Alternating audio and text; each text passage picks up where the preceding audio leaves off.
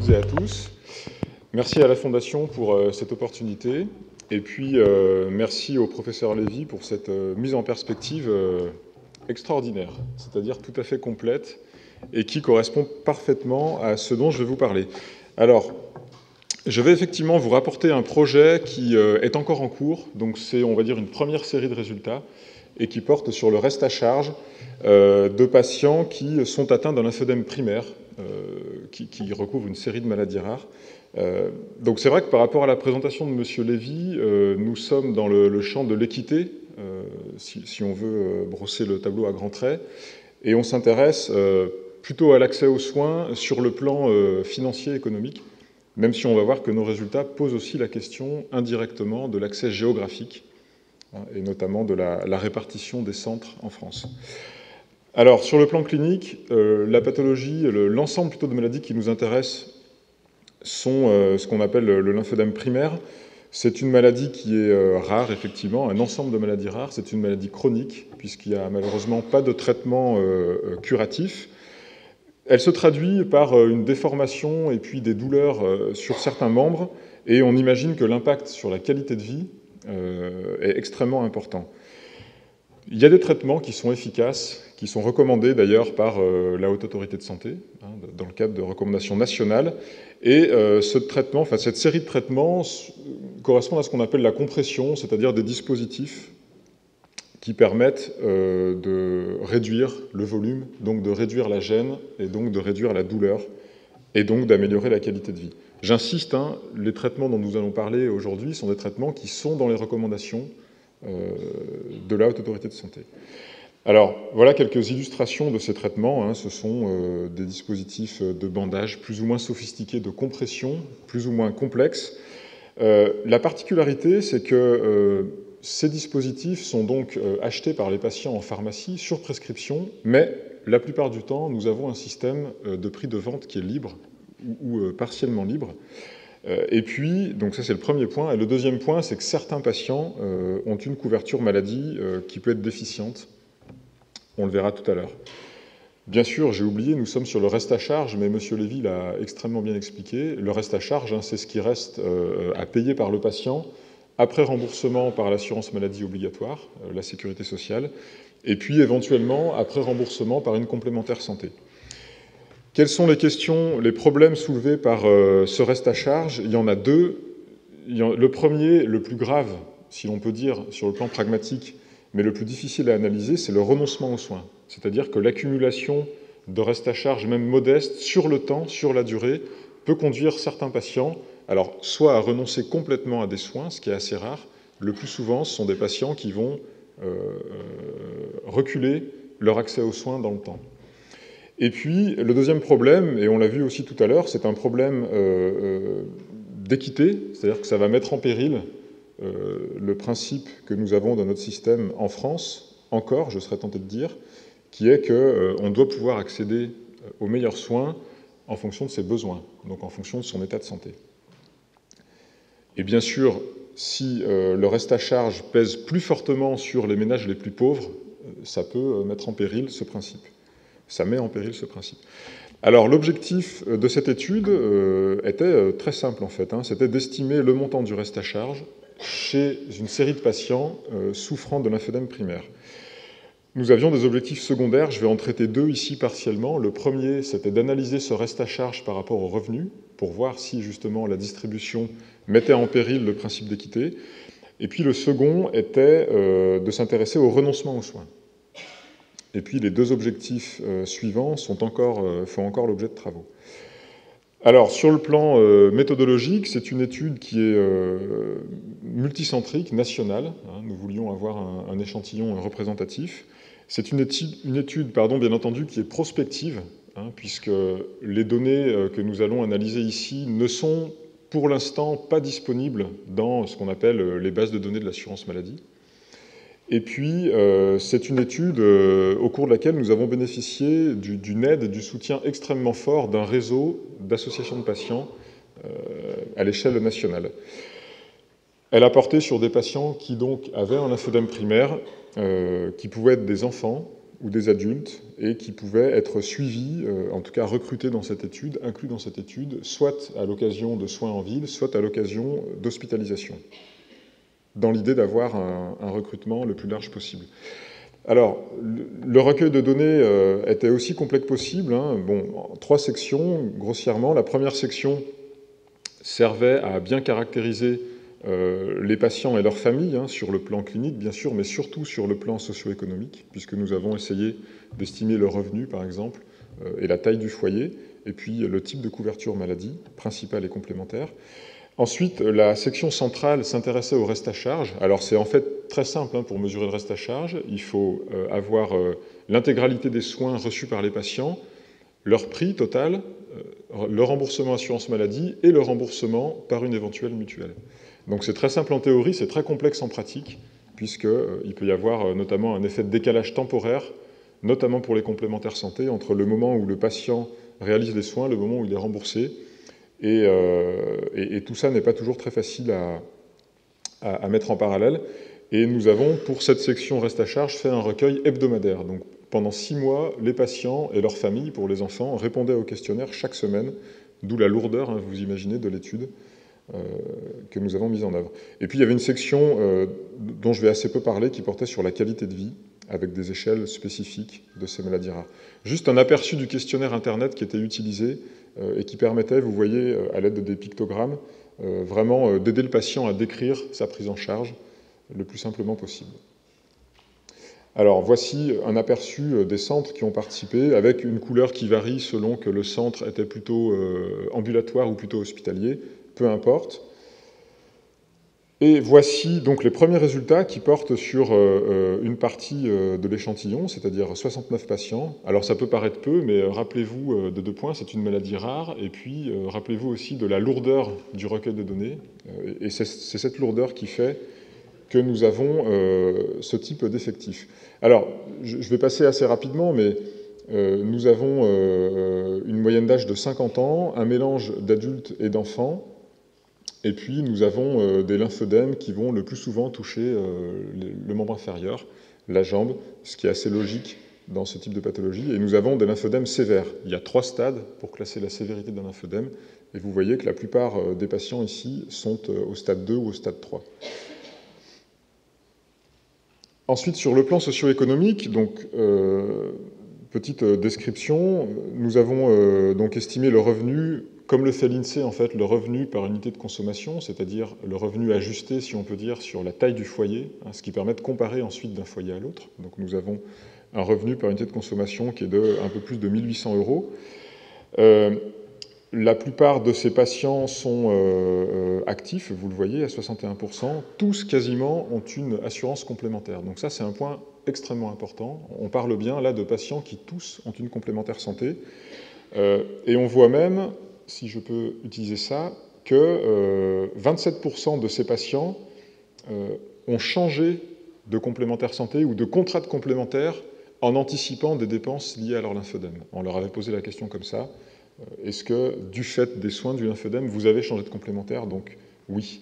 Et puis, nous avons recueilli aussi le montant des cotisations annuelles de cette complémentaire. On est à un peu plus de 1 200 €. La moitié seulement de ces patients sont en ALD, ce qui pose en fait la question de l'ALD. Vous savez, il y a 2 questions autour de l'ALD. La première, c'est quels sont les critères d'entrée. Et puis la deuxième, c'est quelle est l'efficacité du dispositif en termes de protection économique. Et on va voir que sur les 2 critères, le bilan est assez négatif.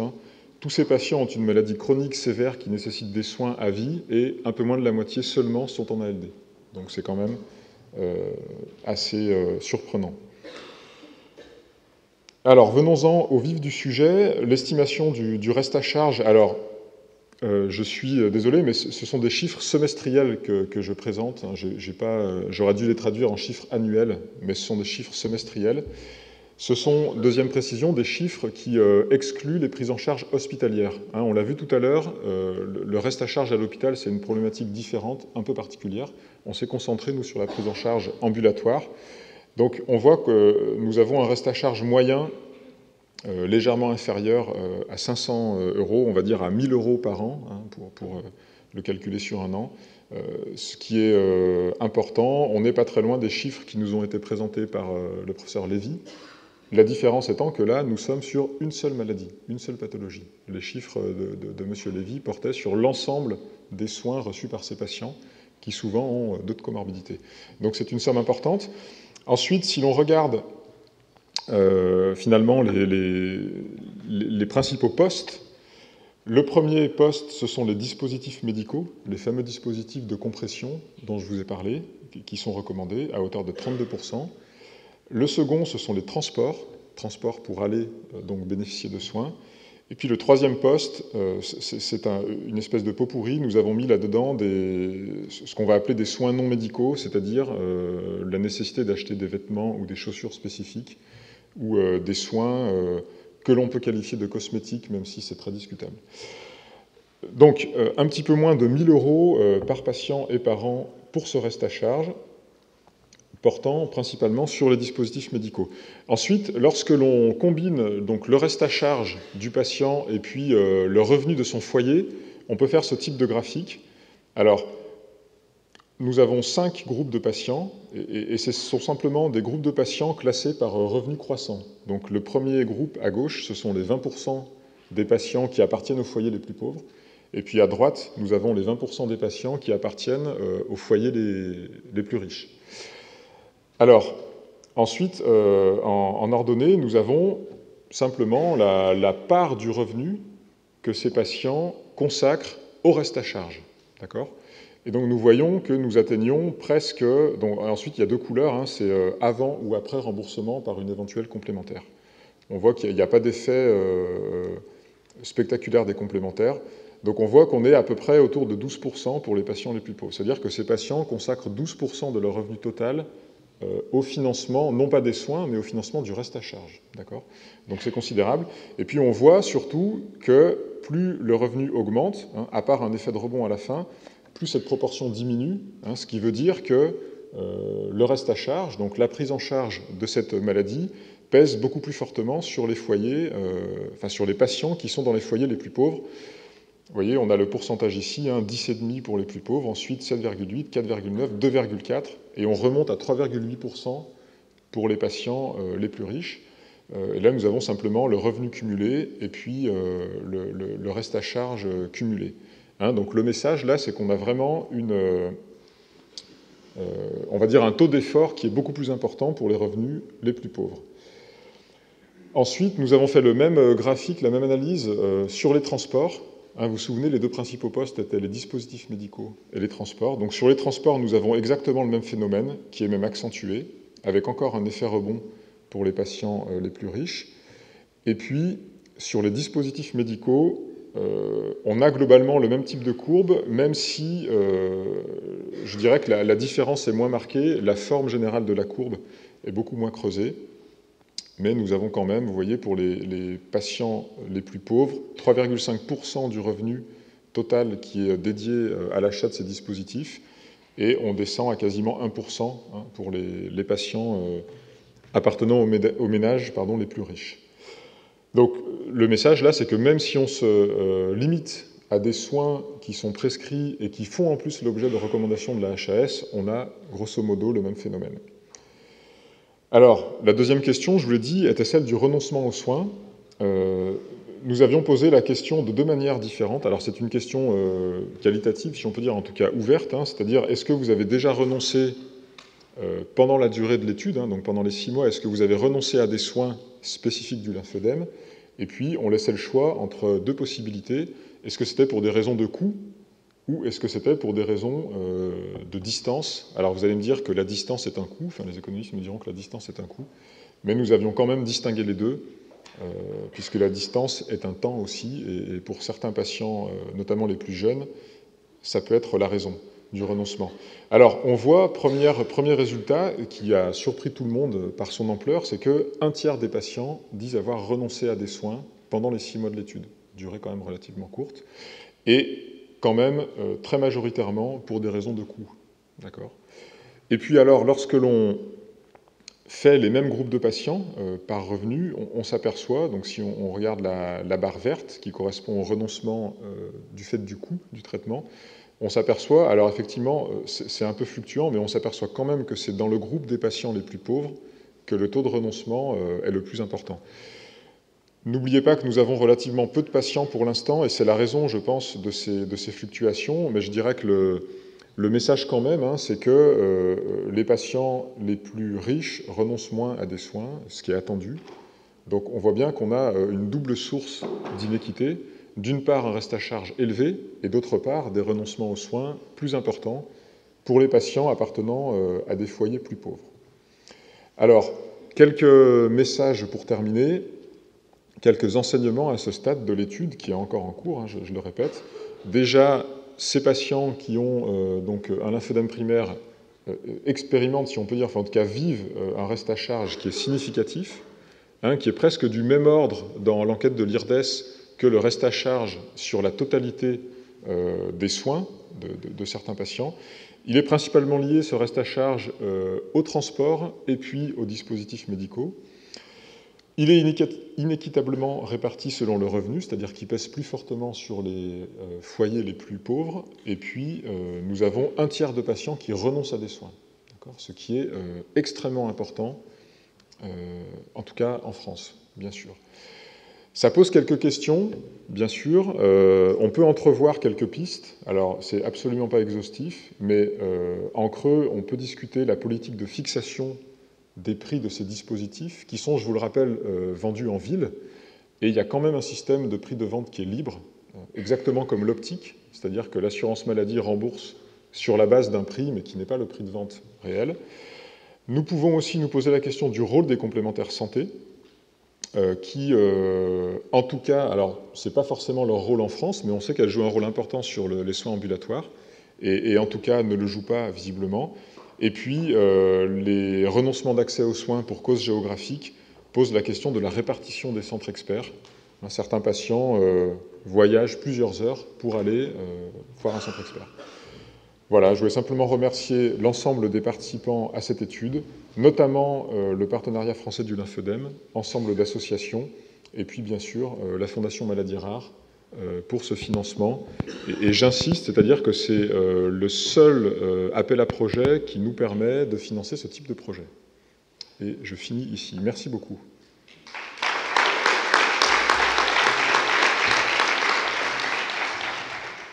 Merci beaucoup pour cet exemple qui est clair sur un cas concret, ce que énormément d'associations de malades dénoncent en permanence, hein, y compris dans des cas où, alors qu'il y a la LD, il y a le 100%, il y a l'idée que ça marche, quoi, tout marche. Eh bien non, on se rend compte effectivement, et il y a de multiples situations où il reste des restants à charge de soins prescrits validés, pour lesquels encore aujourd'hui il y a des restants à charge. Alors juste rapidement, s'il y avait une petite question, Monsieur Mandel. Pourquoi il y a 50% de patients qui n'ont pas la LD? Ils n'ont pas demandé, leur médecin ne leur a pas proposé Alors, excellente question, réponse complexe. Vous savez que la LD, c'est trois choses. C'est un patient, c'est un médecin qui fait une demande, et c'est un médecin contrôleur de la Sécu qui décide. Et je pense que sur les 3 points, il y a de très fortes variations selon les cas. Je sais que sur les 2 derniers, il y en a. Certains médecins à patients identiques vont demander le dispositif, et puis certains médecins contrôleurs de l'assurance maladie, à patients identiques, selon le département, en fait, vont ou pas accorder le dispositif. Je pense que sur les maladies rares, j'en sais pas plus, mais je pense que sur les maladies rares, on est typiquement sur des situations où les fluctuations sont énormes. Parce que très rapidement, il y a une vingtaine d'ALD qui sont pour toutes les grandes maladies, dans lesquelles il y a quelques maladies rares qui se mettent dedans. Et puis, pour la très grande majorité des maladies rares, elles ne sont pas listées dans une ALD particulière, mais dans un ALD qui est l'ALD fourre-tout. Et cette ALD fourre-tout, c'est l'ALD qui est décision de chaque caisse. Donc à partir du moment où ça devient décision de chaque caisse sur une définition de la loi qui dit que ce sont des critères médicaux qui doivent décider de ce qui est long et coûteux, eh bien les interprétations amènent à ce genre de situation. Voilà. Merci beaucoup. Merci. Nous allons